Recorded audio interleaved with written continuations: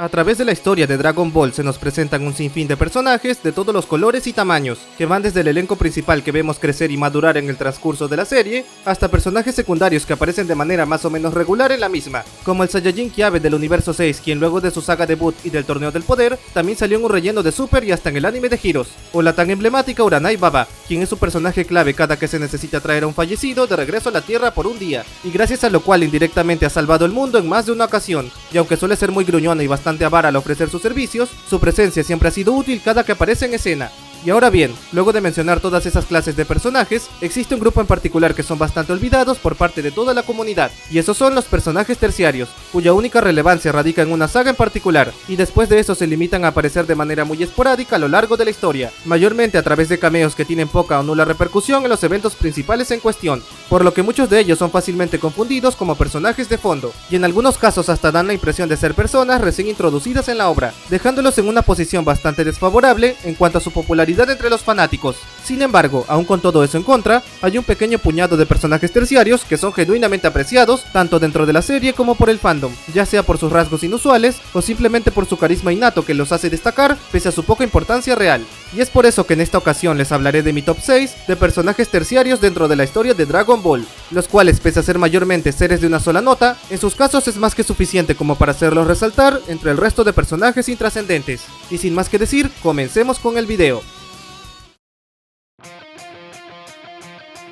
Y empezando la lista tenemos a uno de los guerreros mortales más poderosos de todos los tiempos, o por lo menos eso es lo que piensa Goku hasta el presente de la historia, y me refiero a nada menos que a Monaka, o también llamado el Gran Picudo, quien fue de lejos uno de los personajes más vendehumo de todo Dragon Ball Super, aunque bastaba con ver su aspecto para hacerse una idea de eso.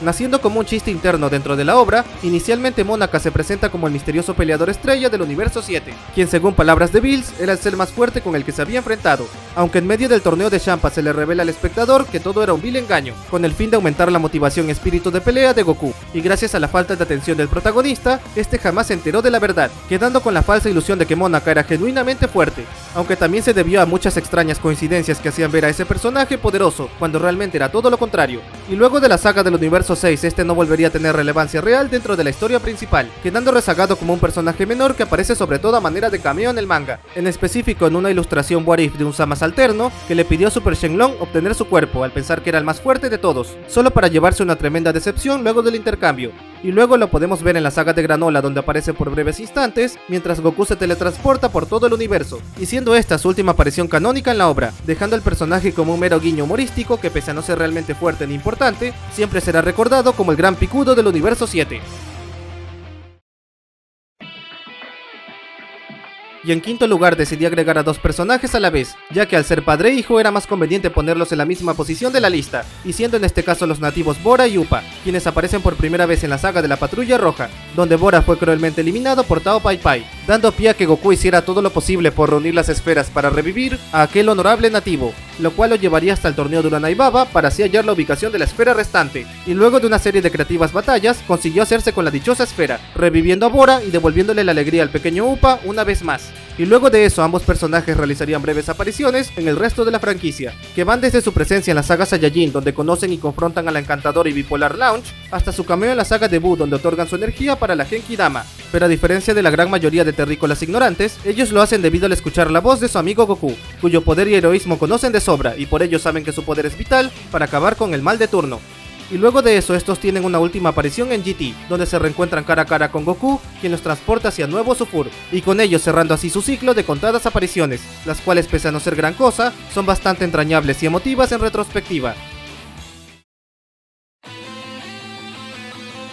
Y en cuarto lugar está un personaje que si bien no es carismático en lo absoluto, sí que cuenta con una apariencia curiosa y sobre todo una gran relevancia de fondo en la historia, y ese es nada menos que King Furry, o también llamado el Rey de la Tierra, quien es el gobernante general del planeta desde el inicio de Dragon Ball hasta los eventos de GT, y el cual parece provenir de una dinastía de perros antropomórficos que lideran el mundo desde hace varias generaciones. Y siguiendo con el tema de Furry, este personaje tiene su rol más destacado en la saga del Rey Piccolo, donde su trono es usurpado por aquel malévolo Namekiano, y luego de la derrota de ese enemigo a manos de Goku, el rey estuvo más que feliz de conocer al salvador del mundo, al grado de querer condecorarlo en público. Aunque el Saiyajin solo fue en busca de su bastón mágico y huyó de ese lugar lo antes posible, aunque de todas formas el mérito y poder de Goku quedaron marcados en la memoria de King Fury a posterior, al grado de que en la saga de Cell durante una rueda de prensa, luego de que sus militares no pudieran eliminar al bioandroide, en el fondo este no perdió la esperanza de que algún misterioso guerrero aparecería para salvar el día, dejando claro que su fe en los héroes genuinos está por encima de los esfuerzos mundanos convencionales. Y después de eso no veríamos a Furry sino hasta la saga de Buu,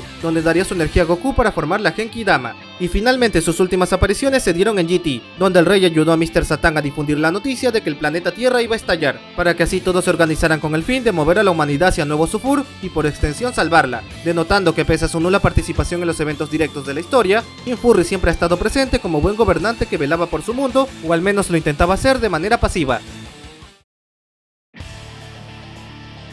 Y en tercera posición tenemos al personaje terciario más desafortunado a nivel general en el anime, es decir, hablo del icónico granjero visto al inicio de Dragon Ball Z, cuya carta de presentación tan característica lo hace uno de los terrícolas menores más recordados por los fanáticos a escala general. Debutando en la saga de Raditz, el granjero tiene la desdicha de presenciar la llegada de aquel Saiyajin a la Tierra, y llevado por su curiosidad humana, este se acerca a la zona de impacto de la misteriosa nave, solo para presenciar la aparición de un extraño hombre de cabello largo, que luego de usar su medidor de poder, lo llamó abiertamente basura, haciendo asustar y a la vez enojar al ya inquieto granjero, quien no dudó en dispararle al Saiyajin al verlo como una amenaza directa, solo para ver cómo aquel hombre detuvo el cartucho con su mano y se lo devolvió con aún más fuerza, acabando así con el pobre granjero en el manga original. Aunque en el anime decidieron cambiar las cosas y dejaron que aquel terrícola sobreviviera a su encuentro con Raditz, ya que durante la saga androide lo volvemos a ver en escena, aunque esta vez bajo la faceta de cazador, y siendo nuevamente víctima de otro antagonista, en concreto del Dr. Gero, quien luego de atrapar una bala disparada por él, termina por mandarlo a lo alto de un árbol a causa de su imprudencia, aunque una vez más este se salvaría de morir por los pelos.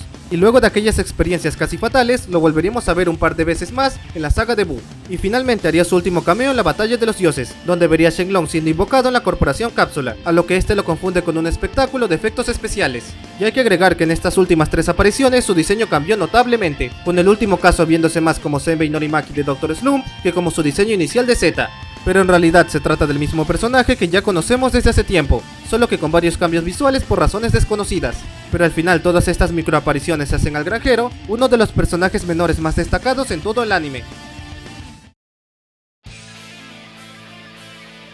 Y en segundo lugar tenemos a uno de los personajes más emotivos del inicio de la historia, además de ser el segundo androide visto en toda la obra, y el primero en tener una bondad innata por sus semejantes, y estoy hablando obviamente del androide 8, o también llamado Octavio, quien fue uno de los personajes más memorables dentro de la saga de la Patrulla Roja, y todo gracias a su naturaleza bondadosa que lo hacía empatizar muy bien con el espectador, y también con el propio Goku, con el que inició una genuina amistad luego de que el Saiyajin lo liberara de sus ataduras, y juntos consiguieron derrotar al General White y por extensión acabar con la tiranía que ejercía la Torre Músculo en la aldea Jingle, lugar donde Octavio se quedaría a vivir luego de que su bomba fuera removida por el Dr. Flapé, quedando muy agradecido con Goku por todo lo que éste había hecho por él. Y luego de eso haría breves cameos en el resto de la serie, como en la saga del Rey Picoro donde defiende a su amiga Zuno, y en la saga de Buu donde ayuda con la Genki Dama luego de escuchar la voz de su querido amigo Goku, y haciendo un último cameo en el anime en el episodio donde todos fueron a Nuevo Sufur, donde el propio Goku aparecería para llevárselo a él junto al resto de habitantes de su aldea para salir seguros de la Tierra. Pero aun si todos estos guiños no fueran suficientes, Octavio haría una última aparición en formato anime en la película recopilatoria El Camino hacia el Poder, donde tendría un papel más que destacado en la misma,